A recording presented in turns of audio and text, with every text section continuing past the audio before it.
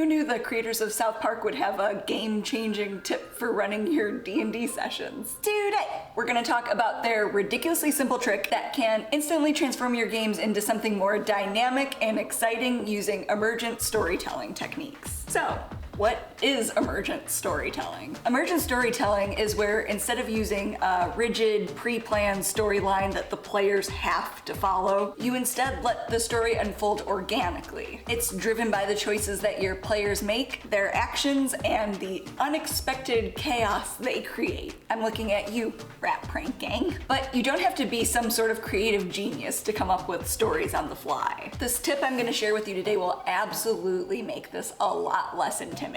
So why should you even bother with emergent storytelling? First of all, your players will love it. This style of play makes their choices feel much more meaningful since they'll actually hold weight and influence the story. In turn, this will make your players much more invested and engaged and attached to their game. It can also cut down on prep time. The operant keyword here being can. I know that some of us can't help but over prep sometimes. It's me.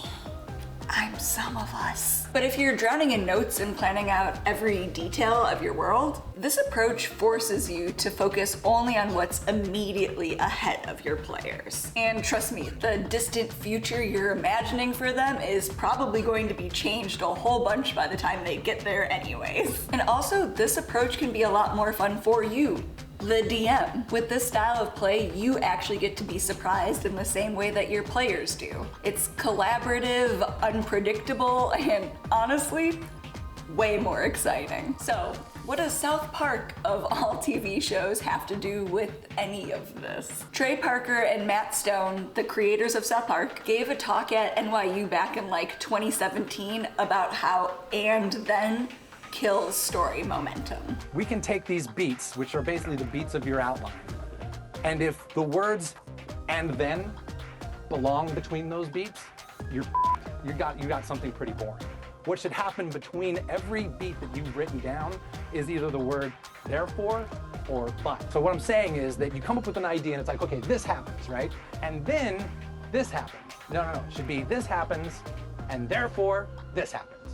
But this happens, therefore this happens. So sure, this rule might be intended for screenwriting, but I think you'd be surprised at how much it applies to our narratives in TTRPGs as well. And if you have advice that you love from other non-TTRPG sources, please share them in the comments below. I love hearing from you guys. And if you haven't yet, make sure to like and subscribe if you'd like to see more of my videos pop up in your feed. But what Trey and Matt are talking about in this video is the idea that essentially the characters should drive the plot, not that the plot should drive the characters. And I think all of us have probably played in a game at one point or another where it felt like no matter what we did, everything was pretty much just predetermined and we were just kind of being railroaded through a campaign that the DM was taking source notes from. I think that we can all also agree that a lot of those campaigns can feel pretty lackluster. Now, does this mean you can't pre-plan anything that you think should happen? Nope. Unsurprisingly, I think the best way to run games is to use all of the tools in our toolbox. I don't think that having some story beats or story ideas pre-planned means you're railroading your players. And this goes doubly for if you're always staying open to the idea that something the players do can change even the most major of story plots. So I start with the idea of something like my campaign's going to end with a big battle with Strahd at Castle Ravenloft. He does not have a castle, he has a castle. But from there I work backwards. And I'll usually pick a few more beats just to give my story a shape. So I might plan something like the 3 locations and artifacts that the players might need to collect in order to stand a better chance at beating Strahd. But generally, I don't plan a whole lot more than that. And if you want to see me plan out the start of a campaign, I'm going to be doing some live streams soon, so keep an eye out for community posts, I'll list them there. But this is where therefore and but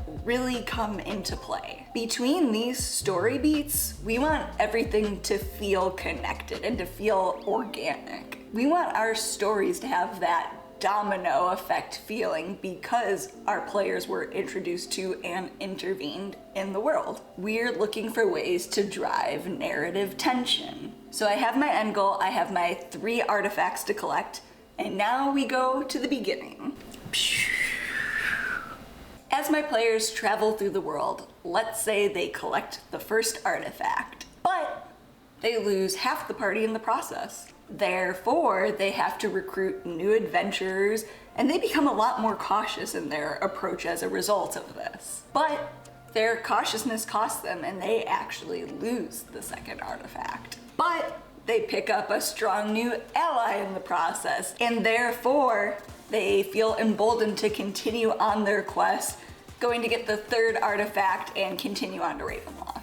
You know, so on and so forth. And so if you're not sure what sort of connector events to use for your therefore and but moments, here's some ideas to get you started. So this happens, therefore this happens. Therefore is the keyword cueing us that this story beat was influenced by a previous story beat. So what is changing in this story beat because of the one you just finished running or because of a previous event? Therefore, events can include things like, how did this change the world, environment, city in some meaningful way? What new rivalries or alliances might have been forged?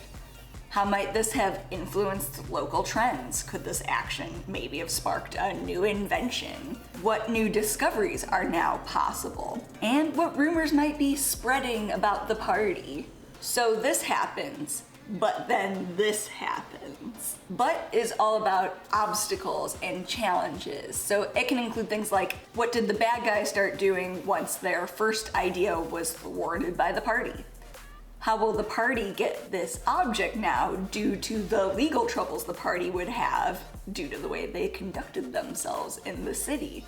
If this party allies with this NPC, it'll negatively affect their relationship with another NPC and will risk losing their aid. So as you can see, emergent storytelling is kind of like fitting those little puzzle pieces and seeing what really belongs where. It's a great exercise in stretching your creative capabilities, and it makes it a ton of fun to see how much a story can change from where you originally thought it would be going. So if you like this video, make sure to like and subscribe, and make sure to check out these bad boys next.